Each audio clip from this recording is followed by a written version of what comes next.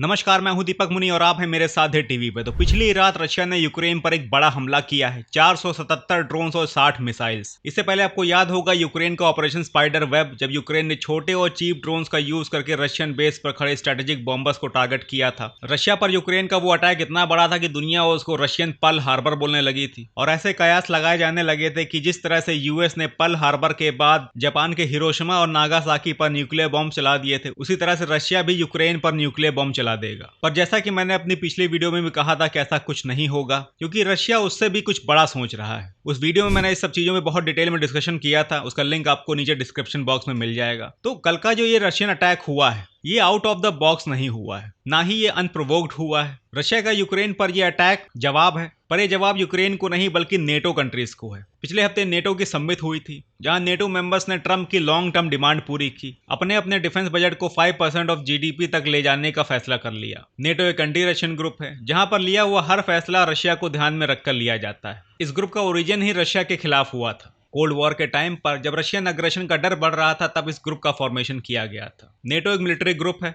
जिसकी basic philosophy ये है कि अगर किसी एक कंट्री पे अटैक होता है तो उसको सभी कंट्रीज पर अटैक माना जाएगा और फिर सभी कंट्रीज मिलकर उस कंट्री को डिफेंड करेंगी। इसलिए डिफेंस के बजट को 5% ऑफ जीडीपी तक ले जाने का उद्देश्य कुछ और नहीं बल्कि नेटो कंट्रीज को रशिया के साथ फ्यूचर वॉर्स के लिए प्रिपेयर करना है। आप समझ सकते हैं कि जब से रशिया ने यूक्रेन को इन्वेड किया है, तब से रशियन फेयर्स इतना ज्यादा बढ़ चुका है कि स्वीडन और फिनलैंड जैसी न्यूट्रल कंट्रीज, जिनकी प्रिंसिपल आइडियोलॉजी ही न्यूट्रल रहना है, जो वर्ल्ड वॉर के टाइम में भी न्यूट्रल रही थी, ऐसी कंट्रीज भी नेटो ज्वाइन कर लेती हैं। इन कंट्रीज में सिविलियंस को वेपन फायरिंग की ट्रेनिंग दी जा रही है, क्योंकि पूरा यूरोप जानता है कि यूक्रेन के बाद अगला नंबर किसी का भी हो सकता है। फिनलैंड रशिया के साथ बॉर्डर शेयर करती है, इसलिए फिनलैंड को खतरा ज्यादा है। कल का ये रशियन अटैक रिप्लाई था नेटो की इसी समिट को। बड़ा अटैक था, 475 ड्रोन्स और 60 मिसाइल्स यूज करी गई, खासा नुकसान हुआ और ये अटैक वाइडली स्प्रेड था। मतलब यूक्रेन के हर कोने पे लगभग 5-6 जगहों पर यह अटैक किया गया। इस अटैक में खासा नुकसान हुआ, 12 से 15 लोगों के मारे जाने की खबर है। पर सबसे बड़ा नुकसान यूक्रेन को F-16 के फॉर्म में हुआ। यूक्रेन ने कल के रशिया के अटैक में F-16 को पायलट के सहित खो दिया। बताया जा रहा है कि इस पायलट ने 7 इनकमिंग एरियल अटैक्स को डिस्ट्रॉय किया। ऐसा करते हुए F-16 के सारे वेपन्स खत्म हो गए। फिर लास्ट टारगेट को डिस्ट्रॉय करते हुए ये हिट हुआ। पायलट ने जलता हुआ विमान रेसिडेंशियल एरियाज में ना गिरे, इसलिए उसको लास्ट मोमेंट तक फ्लाई करते हुए दूर ले गया, जहां बाद में उसे इजेक्ट करने का टाइम नहीं मिला और इस हादसे में उसकी मौत हो गई। यूक्रेन का ये थर्ड F-16 गिरा है। F-16 लास्ट ईयर इनको यूएस से मिले थे।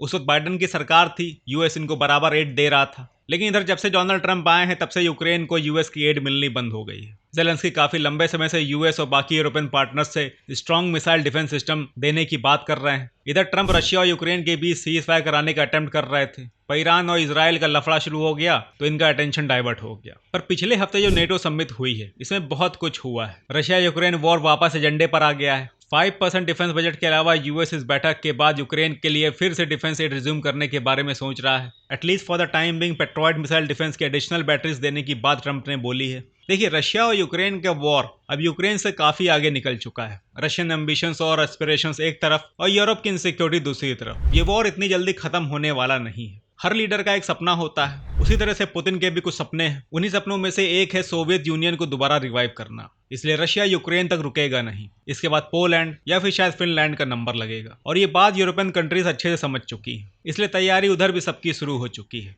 सो फिलहाल के लिए इतना ही। आई होप आपको ये एनालिसिस पसंद आया होगा। मिलते हैं फिर अगली वीडियो में, तब तक के लिए जय हिंद।